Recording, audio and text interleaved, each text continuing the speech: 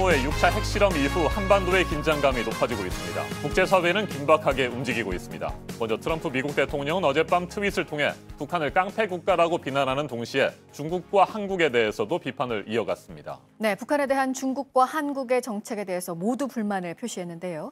아무래도 지금 관심은 미국의 군사적 대응 여부입니다. 하지만 일단 이 군사적 대응보다는 무역 중단 같은 대북 전면 봉쇄 쪽으로 가닥을 잡고 있는 분위기입니다.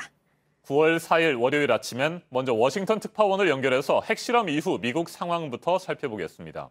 정유식 특파원, 트럼프 대통령의 핵실험 8시간 후, 그러니까 워싱턴 현지 시간 일요일 아침 7시 30분부터 트위터를 통해 입장을 밝혔군요. 네, 그렇습니다. 첫 반응은 북한이 대규모 핵실험을 했다. 그들의 말과 행동은 미국에 매우 적대적이고 위험하다였습니다. 이어 중국과 한국에 책임을 묻는 트윗도 올렸습니다. 북한은 깡패 국가로 중국에도 중대한 위협이자 골칫거리가 됐다. 중국의 노력은 별 성과가 없다.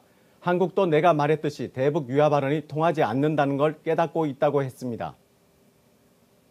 네, 미국 트럼프 대통령이 우리 정부에 대해서도 이렇게 비난을 했다는 건 어떻게 볼 수 있을까요? 뉴욕타임스는 문재인 대통령의 대북 협상 제안에 불만을 터뜨린 것으로 분석했습니다. 특히 자신은 대화는 답이 아니다며 대북 강경 입장을 보이는 상황에서 문 대통령이 남북 군사회담을 제안하는 등 대화에 관심 있는 모습에 냉담한 반응을 보였다는 겁니다. 대북 제재에 보다 적극적인 동참을 압박하는 것으로도 해석됩니다. 네, 북한의 6차 핵실험에 대한 트럼프 정부의 대응 방안 정리가 됐습니까?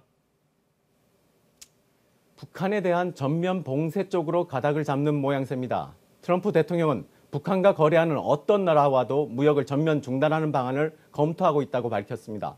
결국 북한과 거래하는 제3자를 제재하는 세컨더리 보이콧을 통해 북한의 대외 교역을 전면 봉쇄하겠다는 겁니다.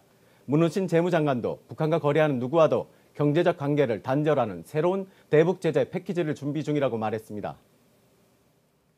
네, 아무래도 지금 이 시점에서 중요하게 지켜볼 부분은 미국이 군사적 대응을 하는가 여부입니다. 그 가능성은 어떻게 전망이 되나요? 당장은 전면 봉쇄라는 초강력 제재로 방향을 잡았지만 군사 옵션도 테이블에 여전히 올려둔 상태입니다. 트럼프 대통령은 이날 오전 북한을 공격할 거냐는 기자들의 질문에 두고 보자고만 했습니다. 연휴 중인 가운데 켈리 비서실장, 매티스 국방장관과 군 고위 장성들을 백악관에 불러 긴급 대북 안보 회의도 열었습니다. 하지만 섣부른 선제 공격은 미국에도 치명적인 보복이 우려돼 과거보다 선택지는 제한됐다는 분석이 나옵니다.